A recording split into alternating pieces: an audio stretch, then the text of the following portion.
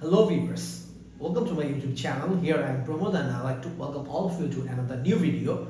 And in this channel you will get several grammatical videos along with spoken English materials and also some vocabulary based videos.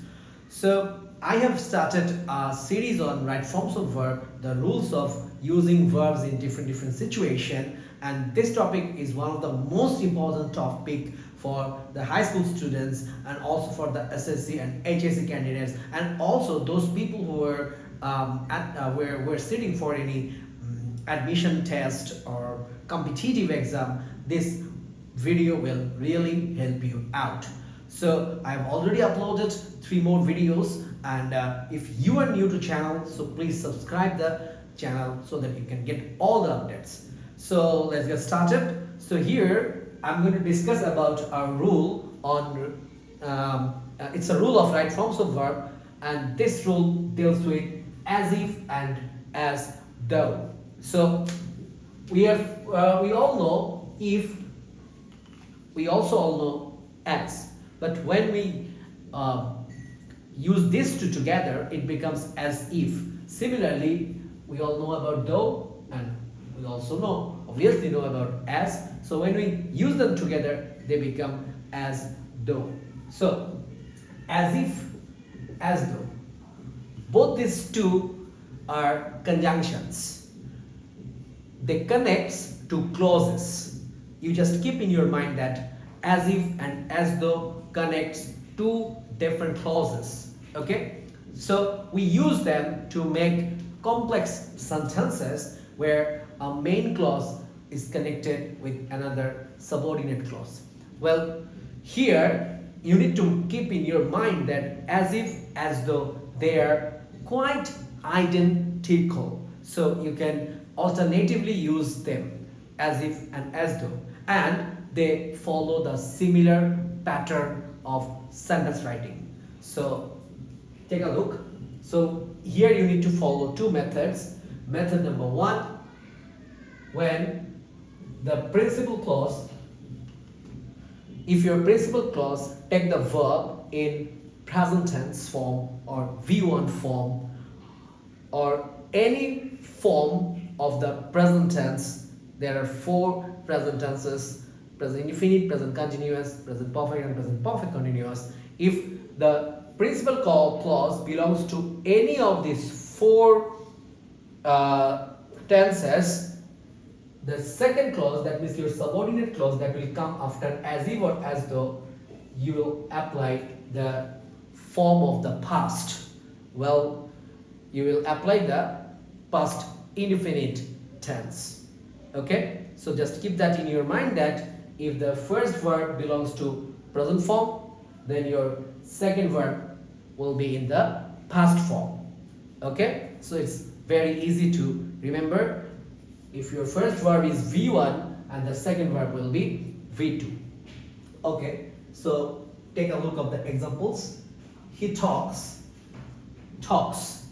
So here the form is SCS form, and we all know that SCS form is the one type of present form that we use for third person singular subject.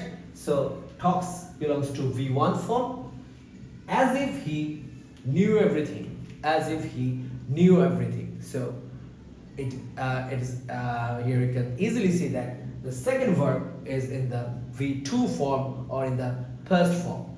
And now let's consider the meaning of this sentence. Well, we use as if or as though to show that he's thinking, he's pretending like something, or it's something that he's showing. So in this situation we use this conjunction as if or as though. Well, one more uses of as if and as though is we use as if or as though to express any idea of subjunctive mood. Okay, so what is a subjunctive mood? Well, a subjunctive mood tells us that where we use any unreal things, any fantasy of our mind, any fancy. So this type of unrealistic activity, when we explain, we use the subjunctive mood. And one of the common examples of subjunctive moods are if I were a bird. If a human being says like this, if I were a bird, it is his complete imagination. And that is the reason we use subjunctive mood to express our fantasy and unreal thinkings. So if your sentence belongs to any subjunctive mood case or any unreal thing, you need to keep in your mind that whenever you are using the be verb, like am, is, are, was, were, in this situation there will be one be verb that you need to use with every type of subject, and that is where. Whatever the subject is, it can be I, he, or even plural. No matter what the subject is, you just keep in your mind that the be verb will be where. So here the sentence is he behaves as if he were a king. Actually, in reality, he is not a king. He is actually pretending like a king, or he's behaving like a king. So that is the reason here it's complete imagination, it's subjunctive mood, and the verb is were. So that is the thing you need to keep in your mind, that sometimes in case of as if and as though we may require to be verbs, and that to be verbs will always be where. Okay, so this is one of the most important topics of today's lesson. Okay, and now go for the method 2. So in method 2, the same thing is repeating, but this time we are dealing with only past tense, where in the method 1 we dealt with present tense, where the principal clause belonged to present tense and our subordinate clause became past indefinite tense. But in this method, our principal clause will be past tense and our subordinate clause will also be in the past tense. And the more common structure goes like this: if your first verb belongs to past indefinite tense, your second verb will belong to past perfect tense. Here I would like to inform one more thing. So these are not all the time happening like this, because if you want to write a past indefinite and after as if you are using another past indefinite, that is completely okay when you are speaking or when you are writing. But the more accepted method is after past indefinite tense that is connected with the conjunction as if or as though, we usually use past perfect tense. Okay, so if the first verb is the V2 form and the second verb will be had plus past participle V3 form. So take a look at the examples. He reacted, so it happened in the past, reacted as if I had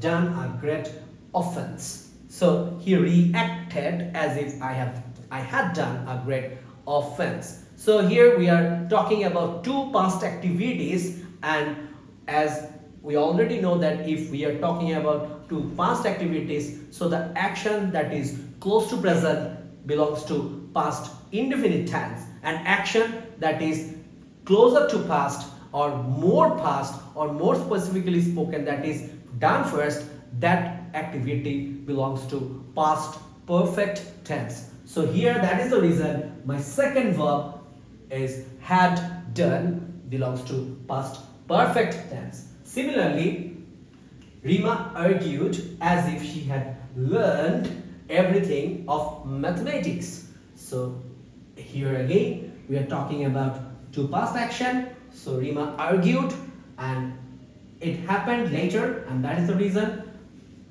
The main cause of arguing is that he had learned everything about mathematics. So similarly, the verb of the second verb, the tense of the second verb will belong to past perfect tense.